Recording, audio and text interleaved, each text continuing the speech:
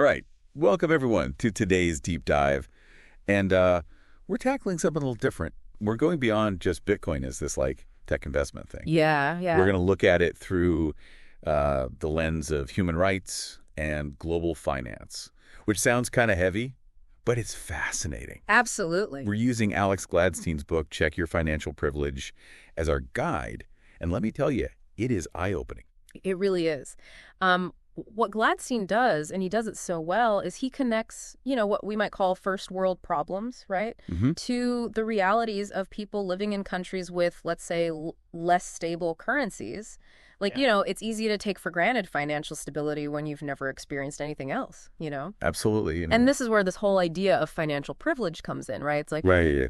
I'm no economist, but Right. even I can see the advantage someone in, say, the U.S. has over someone in, I don't know, Zimbabwe when it comes to just basic stuff like saving money or sending money to family. It's wild. Yeah. Yeah. Absolutely. And the best part is Gladstein doesn't just theorize about this. He gives us actual concrete examples. Yeah. He compares everyday financial situations in places like the US, South Africa, France, and its former African colonies. He even looks at Cuba. Wow. And it really drives home this point that, look, these global financial systems, they create winners and losers. And the game is rigged, right from the start for a lot of people. Totally. And then into this system, this kind of messed up system, comes Bitcoin. Yeah. And this is where things get super interesting because for a lot of people, we're not talking about getting rich quick here. It's a lifeline. It's survival. Yeah. And he talks about this company, Send Cash, in Nigeria, where the founder is using Bitcoin to literally get around all these government restrictions on sending money. Right. Imagine, you need to send money to your family overseas, but you're losing huge chunks of it to fees or at terrible exchange rates. Bitcoin, for some people, is that solution. And it highlights a crucial point, right? That sometimes gets lost in all the hype and craziness. Bitcoin has real-world applications. It actually solves problems, especially for those who are excluded from traditional banking. So true. Gladstein shares this really powerful story of Mo, a Sudanese activist. Yeah. His family got hit hard by hyperinflation under Bashir's dictatorship. And of course, the elites, they just move their money to, I don't know, dollars or euros, right? Of course. But this is a story that plays out over and over again in so many countries with unstable governments. Right. And what's frustrating is there's this disconnect because Gladstein talks about how this activist, Mo, is skeptical of Western elites who just dismiss Bitcoin out of hand. Right. They can't even grasp how important this technology is for people who don't have a luxury of a stable currency. It's a lack of perspective for sure. Gladstein also introduces us to Kasa. He's an Ethiopian activist who sees Bitcoin as a potential way out of poverty and conflict in his country. And what I found interesting is Kasa is aware of the risks too. Yeah. He worries about government surveillance and the possibility of people, falling for scams with other cryptocurrencies. Right. So it's not just blind optimism. No, not at all. There's a real understanding of the challenges. Mm-hmm. But Kasa seems to believe that a lot of Ethiopians, they're tired of the current system. They want something different. They want control. Yeah, it makes sense. And that kind of brings us to the roots of Bitcoin, this whole cypherpunk movement. Yes. Which Gladstein explains so well. This group of, activists and computer scientists in the 80s and 90s, they basically predicted the future. They really did. Right. They saw the internet coming, the potential for mass surveillance. Mm-hmm. And they were no, we got to create tools to protect individual privacy. They were ahead of their time. Yeah, absolutely. And they were especially concerned about the control of money. Oh, yeah. Because, history's full of examples of centralized control of currency being abused, right? And they dreamed of this decentralized system that would put power back in the hands of the people. True financial sovereignty. And that desire, that drive for financial sovereignty, it's a key theme throughout the whole book. Makes sense. And it ties directly into the development of Bitcoin. Gladstein talks about how the cypherpunks created pretty good privacy, or PGP. Right. It was a way for people to encrypt their communications, protect their privacy. And of course, governments weren't too happy about that. Not at all. They wanted backdoors. They wanted control. Of course. That whole battle over encryption was intense, man. Yeah. And it really laid the groundwork for the decentralized nature of Bitcoin that we see today. Absolutely. And then comes Satoshi Nakamoto, right? This mysterious figure who drops the Bitcoin white paper on the world, and boom, the cypherpunk dream is a reality. I got to admit, I kind of geek out a little when we get into like the technical stuff. And Gladstein does a good job explaining like how Bitcoin actually works. Yeah. The whole thing with Hashcash, the difficulty algorithm, like it's not magic internet money, right? No. It's built on this solid technical foundation that's designed to be resilient and decentralized. And it's important to remember, right, that Nakamoto made some deliberate choices. Like, he chose to prioritize decentralization over features like privacy. He figured, like, those could be added later. Yeah. And that's exactly what we're seeing now with innovations like the Lightning Network. It's incredible how this technology keeps evolving. Okay, so we've talked about financial privilege, the need for financial sovereignty, the tech behind Bitcoin. But how does this all tie into, like, global power dynamics? Oh, that's where the petrodollar comes in. Right, right. This whole system where oil is priced in U.S. dollars. Yeah.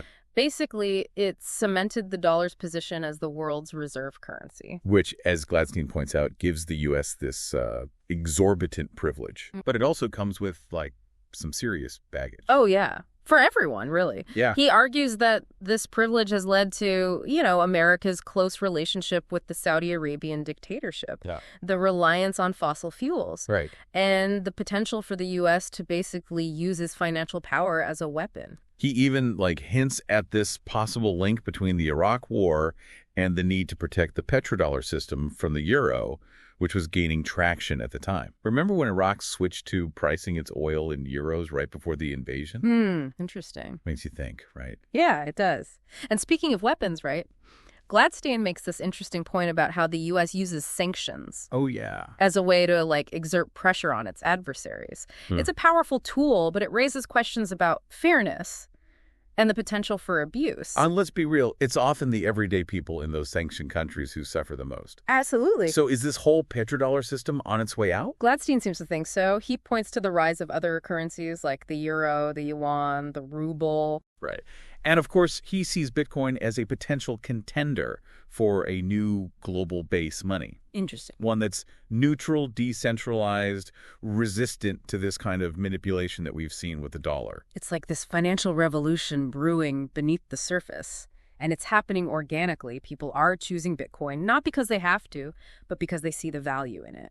That's what makes it so powerful. Yeah. Gladstein uses this brilliant analogy. He compares Bitcoin to the Trojan horse. Okay, I love this analogy. Right. It seems harmless, even promising. Right. Number go up. Exactly. Number go up. Yeah. But hidden inside is this potential to upend the entire system. So it gets brought inside the city walls willingly. Exactly. The financial establishment is starting to embrace Bitcoin, for its potential returns without fully grasping the implications. And that, according to Gladstein, is what makes Bitcoin so powerful. It's a voluntary revolution. And speaking of revolutions, let's talk about El Salvador. Yes. They made a huge splash by making Bitcoin legal tender, the first country to do so. It was a bold move. And Gladstein tells the story of Bitcoin Beach, this community in El Salvador where, like, an anonymous Bitcoin donation sparked this wave of adoption. That's so cool. It is, right? People like Roman Martinez and Jorge Valenzuela, they've been instrumental in showing how Bitcoin can provide financial inclusion, Yeah. empower communities that traditional banking has left behind. But it's not all, like, sunshine and roses, right? I mean, the implementation of the Bitcoin law has been kind of messy. Oh, yeah. To say the least. It's been a roller coaster. Gladstein gets into the creation of the Chivo wallet, the government's approach, which has, sometimes been a little opaque. Yeah. And let's not forget all the skepticism surrounding the origins of that initial Bitcoin donation. Right, right. It's like this grand experiment, with all its successes and challenges playing out in real time. And you got to admit, there's something kind of fascinating about President Bukele announcing major policy decisions on Twitter, right? It's very 21st century. It really is, and it highlights this clash between the old world of, like, centralized control and this new world of decentralized systems. And remember, El Salvador has this history with dollarization, which came with its own set of problems. Plus, there's the whole issue with gang violence and the debate around President Bukele's leadership style. It's complex. It is. It's a reminder that, even when a country embraces Bitcoin, the path to a more equitable financial system, it's not going to be easy. Definitely not. There are going to be bumps along the way.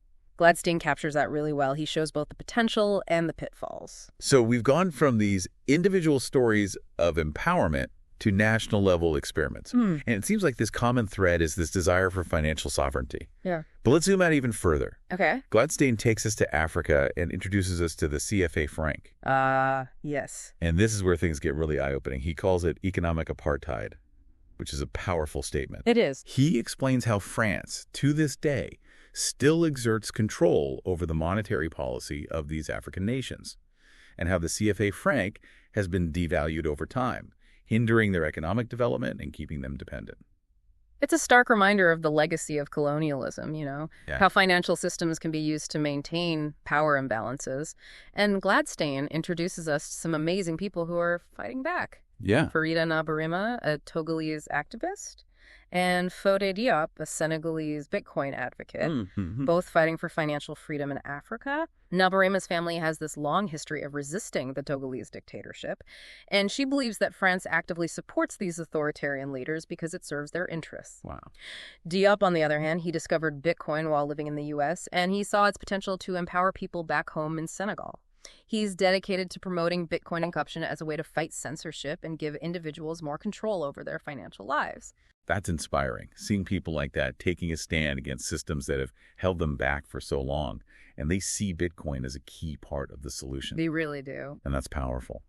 Okay, from Africa, Gladstein takes us to another region where monetary control plays a huge role, Palestine. Yeah. This is a complex situation, with the Israeli shekel being the dominant currency. It creates all sorts of challenges for the Palestinian economy. Absolutely. And Gladstein shares this story of Yukob, a Gazan Bitcoin user who uses it to, get around restrictions and keep his money safe. It's a reminder that even in places with, limited resources, constant conflict, Bitcoin can provide a way for people to take control of their finances. It's a story of resilience. It really is. Gladstein delves into the history of this whole monetary situation, right? Yeah. Explaining how the Paris Protocol has shaped Palestinian economic dependence on Israel. And he doesn't just present one side of the story. He brings in perspectives from different economists, right? Some who support the shekel's stability, others who criticize the control Israel has over the Palestinian economy. It's nuanced. It reflects the complexities on the ground. Yeah. It's not about finding these easy answers. Right. It's about understanding the different forces at play. Exactly. And then Gladstein takes us a step further. Okay. He explores how Bitcoin could potentially disrupt these power dynamics. Interesting. And empower Palestinians. Okay. He quotes Fadi El-Salameen, who sees Bitcoin as a peaceful form of resistance against corruption. Could Bitcoin be a tool for social change? Could it help create a more just and equitable system in a region that's been marked by conflict for so long? It's a powerful question. And of course, there are different views, right? Yeah.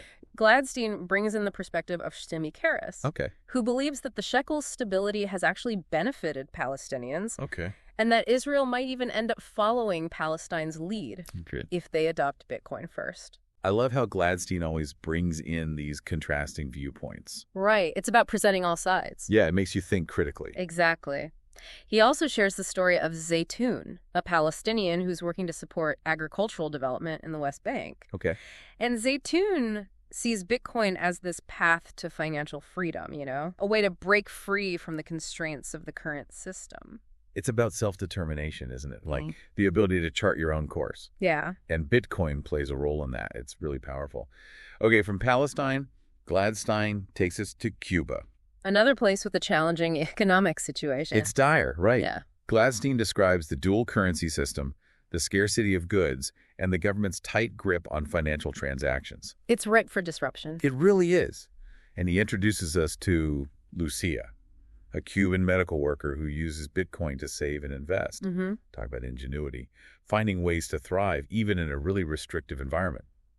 Shows that Bitcoin can provide this level of financial freedom that just doesn't exist within the traditional Cuban system. And it's interesting, right? Because Gladstein explains how the Cuban government, trying to capture hard currency, they introduced this MLC system. Right. But even that hasn't stopped people from finding ways to use Bitcoin. It's like this cat and mouse game. It is. And Bitcoin's giving the people an edge.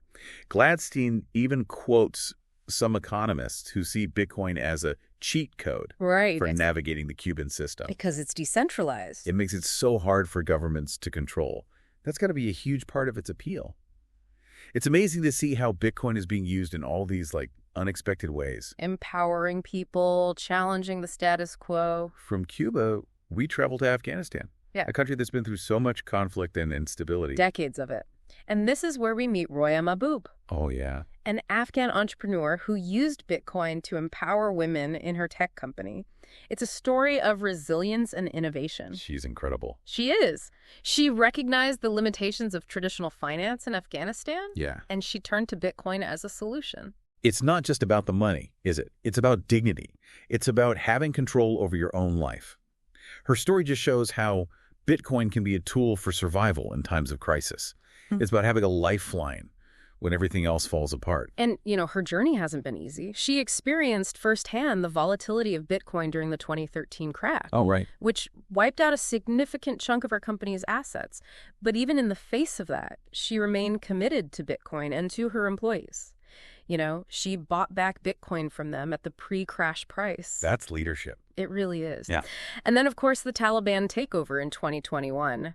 Talk about a whole new set of challenges. Oh, man. Gladstein talks about how Bitcoin became this lifeline for many Afghans seeking to escape or rebuild their lives. It's a powerful reminder of the real-world impact this technology can have. Yeah. Okay, so we've heard these stories of individual resilience, but Gladstein also takes us to a broader discussion. The flaws of traditional aid systems. He brings in the work of development economists like William Easterly, Yeah. Michael Marin, who argue that a lot of foreign aid does more harm than good. It's a controversial topic, but it's important to talk about. I've always been skeptical of these massive aid programs. It often feels like they just create dependency rather than addressing the root causes of poverty. Exactly. And that's where Gladstein sees Bitcoin as a potential disruptor. Imagine sending aid directly to those in need, cutting out all the bureaucracy, the middlemen who often take a cut. I love this idea, empowering people to control their own resources. Gladstein uses Big Block Data Center to illustrate this. Big Block is setting up Bitcoin mining operations in Africa. Now, you might be thinking, what does mining have to do with development? Yeah, it seems like an odd connection. But here's the thing. Bitcoin mining, it requires massive amounts of electricity. Okay. So in places where access to electricity is limited, Big Block is incentivized to invest in renewable energy sources like solar, hydro. So they're bringing essential infrastructure to these communities. Exactly. It's a win-win. Big Block gets the power they need, and communities benefit from expanded access to electricity. That's incredible.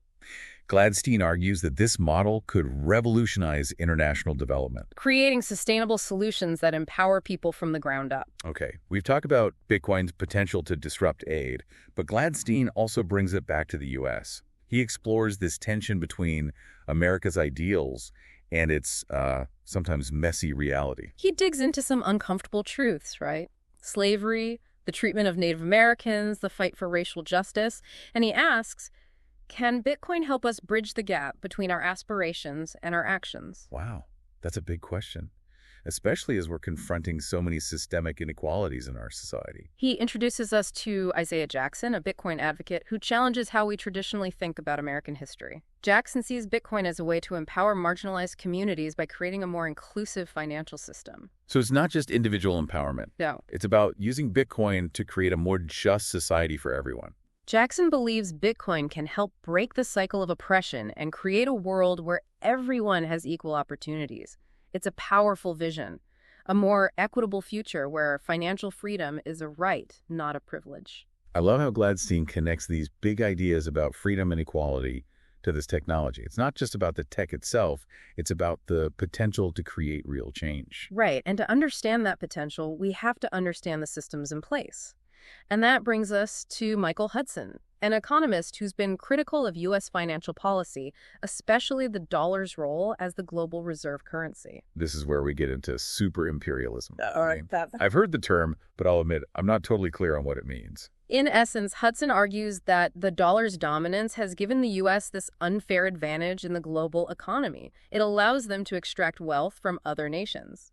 So the U.S. is calling the shots, and everyone else has to play by their rules. Basically. Gladstein does a great job breaking down Hudson's analysis, showing how the U.S., especially after World War I and II, positioned itself to shape the global financial system. Moving away from the gold standard. Right. To what Hudson calls a treasury bill standard, with the dollar at the center. What are the consequences of this?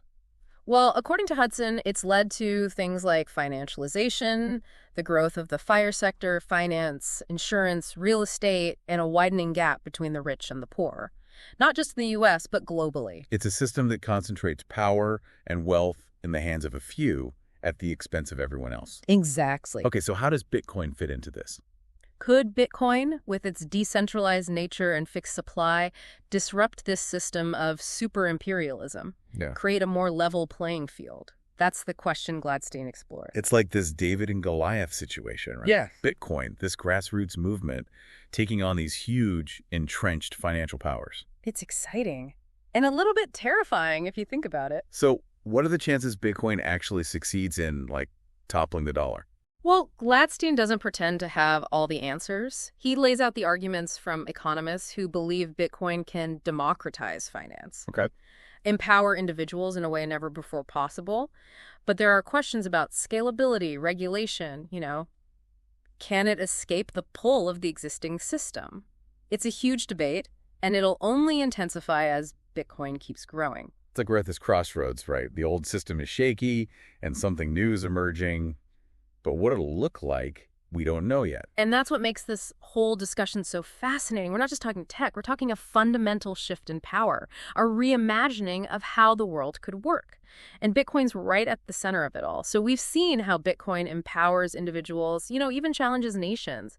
But what about its role in something as complex as, like, international development? This is where Gladstein really gets me thinking. I'm with you. We hear all the time about billions going into foreign aid, but does it actually work?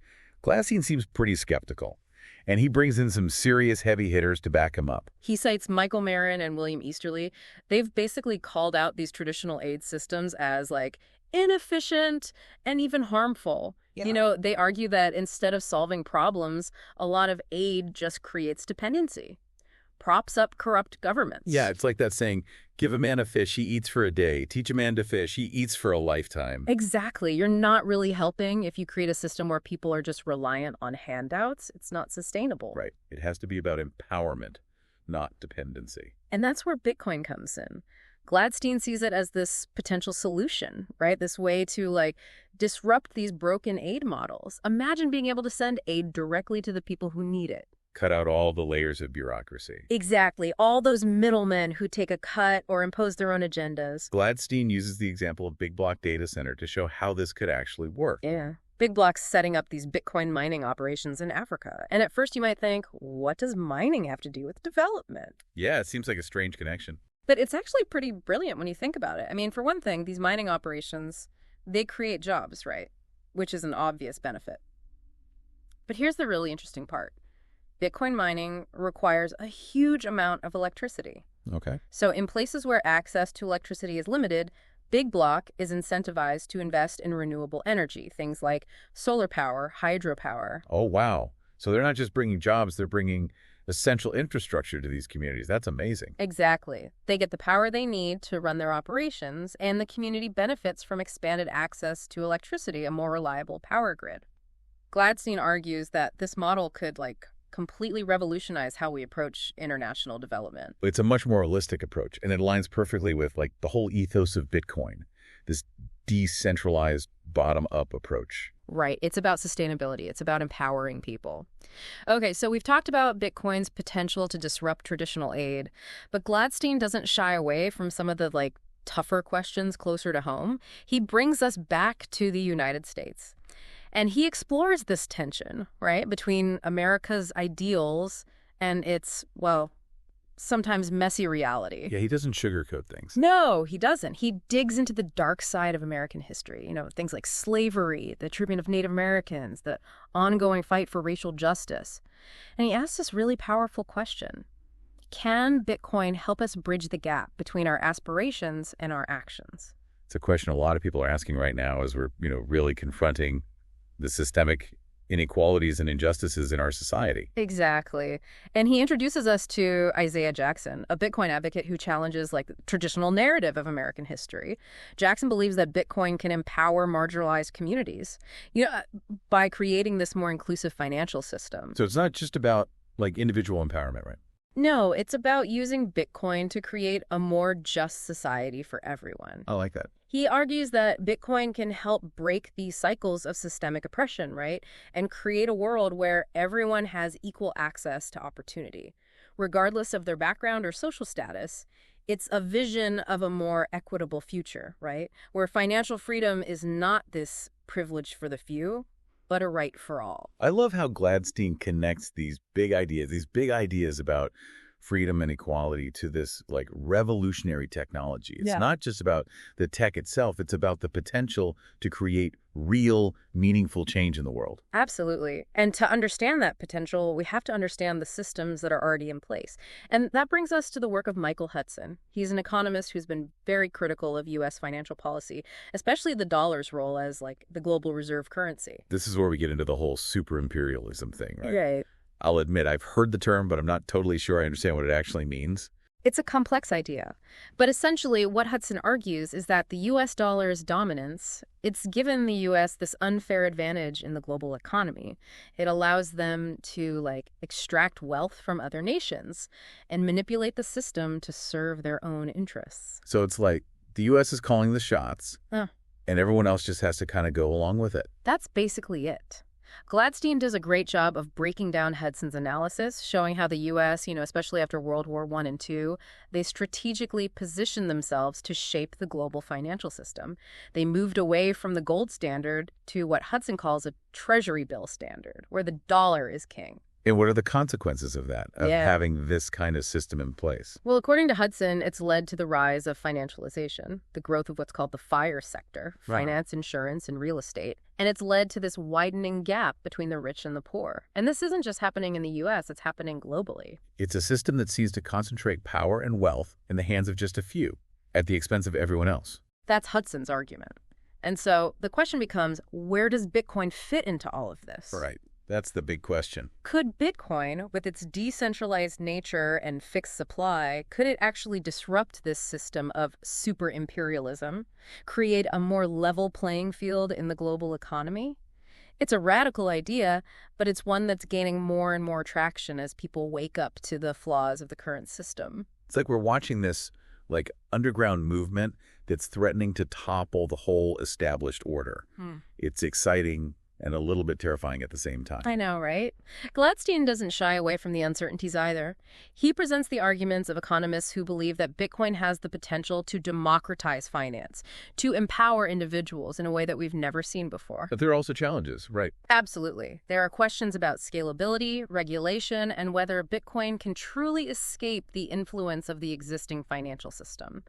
It's a complex debate, and it's a debate that's only going to get more intense as Bitcoin continues to gain traction. It feels like we're at this crossroads in history. Like the old system is kind of crumbling and something new is emerging, but we don't really know what that new system is going to look like yet. And that's what makes this whole discussion so compelling. We're not just talking about a technology, we're talking about a fundamental shift in power, a reimagining of how the world could work. And Bitcoin is at the center of it all. It's amazing how Gladstein takes us on this journey, through all these different countries, these different situations, and he weaves together these personal stories with the history, the economics. It's just, it all feels so relevant and urgent. Yeah, it's not just some academic theory, right? It's about real people, real struggles. We meet activists, entrepreneurs, economists, everyday people, and they're all connected by this belief that Bitcoin can actually make a difference. And we've seen how it's being used as a tool for empowerment, for resistance, a way to bypass corrupt governments, to access financial services that so many people are excluded from. It's inspiring. And it's important to remember, we're still early. Bitcoin is still relatively young, and we're just starting to see its potential. It really feels like we're witnessing the birth of a new era in finance, one that could reshape everything. Yeah. It's exciting, but it's kind of daunting too, right? We're on the edge of something huge, but there's so much uncertainty. Absolutely. There will be challenges, there will be setbacks, but there's also this incredible sense of possibility. And Gladstein captures that, I think. He doesn't shy away from the uncertainties, but he leaves you with this sense of hope and a call to action.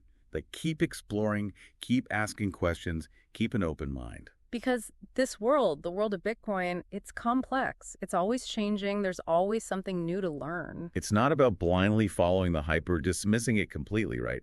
It's about engaging with these ideas, understanding the potential, but also the risks, and thinking critically about how this technology can be used to create a better world. We need to have these conversations. We need to challenge our own assumptions. And we need to think about the ethics of it all, right? As Bitcoin becomes more integrated into the global system, how do we make sure the benefits are shared fairly? How do we prevent it from being used for bad things? How do we govern a system that was designed to be decentralized? These are huge questions, and there aren't any easy answers. But Gladstein gives us the tools to start asking the right questions, to really think about the role Bitcoin can play in creating a more just and equitable world. It goes beyond the technology itself. It's about using our collective intelligence, our values, to build a better future for everyone. Well said. This deep dive into Gladstein's book has been truly eye-opening for me. It's challenged how I think about things, expanded my understanding of what's happening in the world, and honestly, it's left me feeling, I don't know, inspired, hopeful. I think that's the point. This book is a must-read for anyone who wants to understand how Bitcoin can impact human rights, individual freedom, the global financial system. If you're trying to make sense of this crazy, complex world we live in, Check Your Financial Privilege is a great place to start. Absolutely. And remember, this is just the beginning of the conversation. Keep learning, keep exploring, keep an open mind. The future is unfolding right now, and we all have a role to play in shaping it. That's a great way to put it. Thanks for joining us on this deep dive. We hope it's given you some food for thought. Until next time, keep exploring the world of Bitcoin and its potential to change the world.